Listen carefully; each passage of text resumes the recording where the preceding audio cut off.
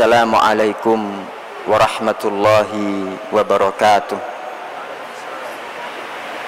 Alhamdulillah, wassalatu wassalamu ala rasulillah wa ala alihi wa ashabihi wa man wala. Amma ba'd. Jamaah sholat zuhur Masjid Al-Irsyad yang saya muliakan dan anak-anakku sekalian yang saya cintai, ada beberapa dosa yang di samping ada hukuman langsung di dunia, juga ada hukuman lain yang masih menunggu di akhirat. Dalam hadis riwayat Abu Dawud dengan sanad sahih, Nabi kita Muhammad sallallahu alaihi wa alihi wasallam mengatakan, "Ma min dzambin ajdaru an yu'ajjilallahu li sahibihil uqubata fid dunya ma'a ma yaddakhiru lahu fil akhirah mithlul baghyi wa qati'atir rahim." Artinya seperti ini, tidak ada dosa yang Allah itu lebih cepat untuk menyegerakan hukumannya bagi pelaku di dunia, di samping hukuman lain yang masih menunggu di akhirat, seperti perbuatan zalim, al-baghi wa qati'atir rahim, dan memutus silaturahim. Memutus silaturahim itu yang mempunyai hubungan dekat dengan kita adalah orang tua, saudara kandung, dan lain sebagainya. Perbuatan zalim itu bisa macam-macam. Ada zalim kepada Allah subhanahu wa ta'ala, yaitu berupa syirik, ya Allah tidak akan mengampuni pelaku selamanya ketika dia meninggal tanpa bertaubat. Itu untuk syirik, langsung masuk neraka. Itu zalim bersama Allah subhanahu wa ta'ala, sebagaimana dikatakan oleh hamba solih Luqman dalam surat Luqman, inna syirka la zulmun azim. Sesungguhnya syirik adalah kezaliman yang besar. Juga dalam surat Al-Maidah Allah mengatakan, innahu may yusyrik billahi faqad harramallahu alaihil jannah wa ma'wahun nar wa ma lidzalimina min ansar. Innahu, sesungguhnya, may yusyrik billah, siapapun yang berbuat syirik kepada Allah, apa kata Allah? Faqad harramallahu alaihil jannah, maka sungguh Allah mengharamkan surga atasnya, wa ma'wahun nar, tempat kembalinya adalah neraka, wa ma lidzalimina min ansar, dan orang-orang yang zalim itu tidak akan mendapatkan penolong.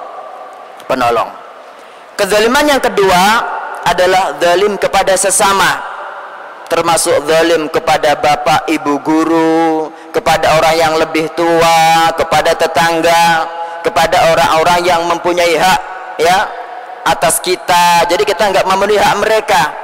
Misalnya kepada bapak ibu guru kita nggak mengucapkan salam, kita nggak menjabat tangannya, nggak mencium tangannya, itu termasuk tidak memuliakan orang-orang tua kita, ya. Membentak bapak ibu guru, membentak kedua orang tua, termasuk kezaliman.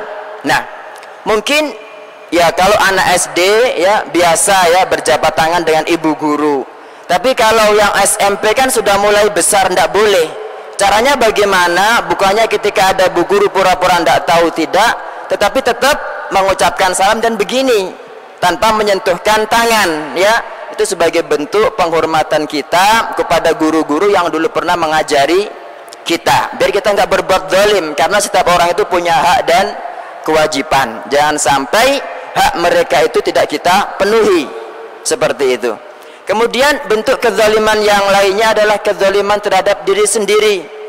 Misalnya kita berpuasa, ya, sudah waktunya buka tapi tidak segera berbuka sampai sakit dan lain sebagainya, ya.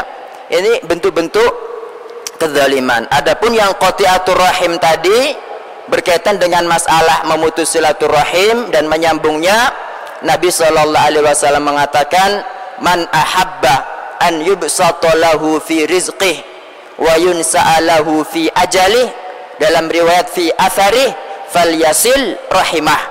Barang siapa yang senang untuk dilapangkan rizkinya, ya. Kemudian wa yunsa'alahu fi ajali, dan dipanjangkan umurnya, falyasil rahimah, hendaknya dia itu menyambung silaturahim.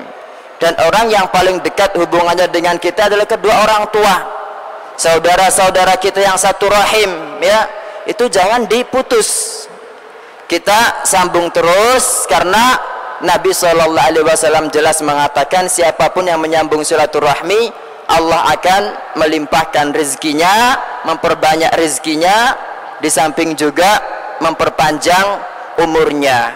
Cuman makna panjang umur di sini Allah a'lam, apakah makna yang lahiriah dalam arti bisa berumur panjang sampai 100 tahun, tetapi ada yang mengatakan maknanya adalah meskipun kita masih meninggal dunia, ya, kita sudah meninggal dunia, itu kita masih dikenal dan banyak yang mendoakan.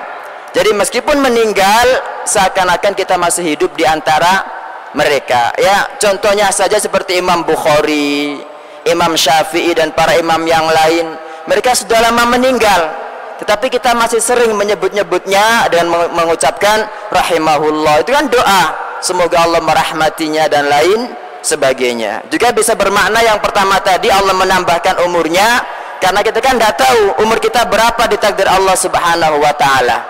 Seperti itu. Ini saja, semoga bermanfaat anak-anakku dan jamaah Masjid Al-Irsyad yang saya hormati.